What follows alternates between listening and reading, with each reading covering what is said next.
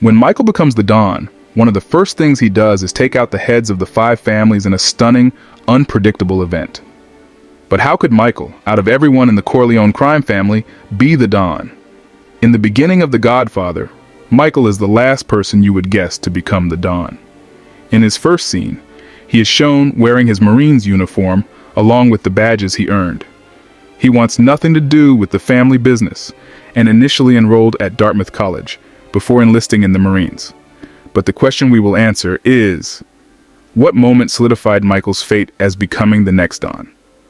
There are a couple. Let's take a look at them.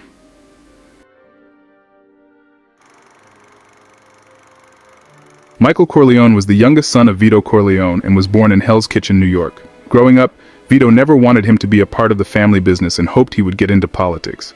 So Michael ended up going to Dartmouth College for a while, but once World War II began in 1941, he decided to enlist in the Marines.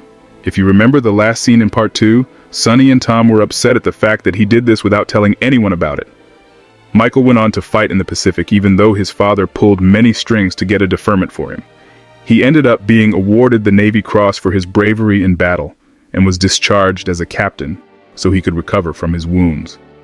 However, Vito's connections were so vast that the doctor treating Michael was bribed by Vito to exaggerate the injuries and sent him home early. Shortly after, we see him at Connie's wedding with Kay. Now, in a deleted scene when Vito and his son visit his childhood friend and consigliere Jenko, Vito speaks with Michael. Michael tells him after he gets out of the Marines, he plans on finishing school, to which Vito approves. But as you know, a series of events draws Michael into the family business and ultimately at the center of it all. Let's dive into the key events that lead him to be the Don. The first key moment Michael was pushed to become the Don was when he went to visit Vito at the hospital. Now at this point, Michael wasn't by any means part of the Corleone crime enterprise, but he wanted to visit his sick father in the hospital. Upon arriving at the hospital, he noticed something strange. No guards or anyone was there to protect him. As he went inside, no one was there, and he immediately realized there was going to be another assassination attempt on his father's life. He quickly phoned Sonny, telling him about the issue, and men were immediately sent on Vito's behalf.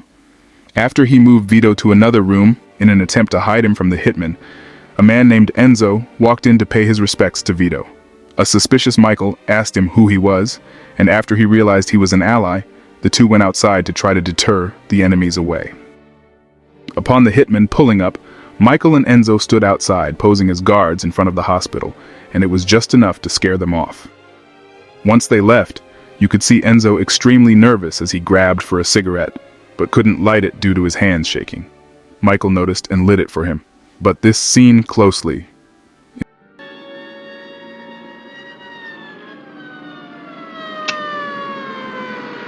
If you notice, Michael is staring at the lighter, but actually, he's staring at his hands, and notice they're not shaking at all. He wasn't nervous like Enzo, he was confident and calm during this dangerous moment in the film. This specific moment in the film shows a glimpse into Michael's character and a hint that he could be fit to be the Don. Michael's ability to think on the fly and tell Enzo to wait outside as he joins him right after shows his ability to plan on the fly in a high-stakes situation. This little interaction with him and the lighter is a clue into his fate and is a brilliant job by Francis Coppola on putting this little gem in. This moment shows the power Michael is gifted with, and it also sequences into the next key situation that made Michael the Don. I'm talking about when Michael devised the plan for killing Captain McCluskey and Salozzo. Now before this, as we remember, McCluskey is seen punching Michael in the face right after protecting his father outside the hospital, which results in him having a broken jaw. And now the Corleone family is sitting around discussing what to do. We can see Sonny in the scene going off and losing his cool as usual. But Michael once again is calm and collected. Notice just the way he says it, and how serious, yet relaxed he is. But if Clemenza can figure a way to have a weapon planted there for me, then I'll kill them both. Everyone laughs at him because, well, he's a kid in their eyes, and he has never been mixed up with the family business. But his demeanor and brilliant strategic mind here shows another glimpse into his true power. He assesses every angle here and refutes Sonny's rebuttal by telling him that we have newspaper people on the payroll. The cherry on top is when he drops this line, telling Sonny it's strictly business. It's not personal, son. It's strictly business. Michael's ability to strategize and plan, coupled with his calmness in these moments, proves that he is actually the chosen one to become the Don. We see Sonny in this scene losing it, while Michael is just stone cold and calculating every move. Michael's guts as well is something to be recognized here, as he is putting his life on the line, no one else's. He's proposing that he's the one to pull the trigger, no one else. For someone not involved in the family business, this reveals his true purpose in the family. An interesting dilemma is what would have Fredo or Sonny done in the hospital scene. I find it hard to believe Sonny would have held it together like Michael did, since we know he's a hothead. We don't even need to talk about Fredo because, well, yeah. At this point, I believe that Michael knows his true purpose, which is to be part of the mob world. But another moment which I think cements the fact of him becoming the Don is when he is hiding in Sicily. In Sicily, he finds out his brother dies, and then when he is getting ready to move, his then-wife is blown up. These two things that happen to Michael bring out his power and psychopathic need for revenge.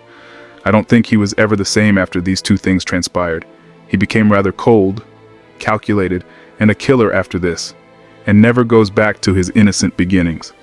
He went on to get revenge on everyone who wronged him without zero remorse for his actions. And in the second film, turns rather cold, and you could argue the complete opposite of what he was at the beginning of the first film.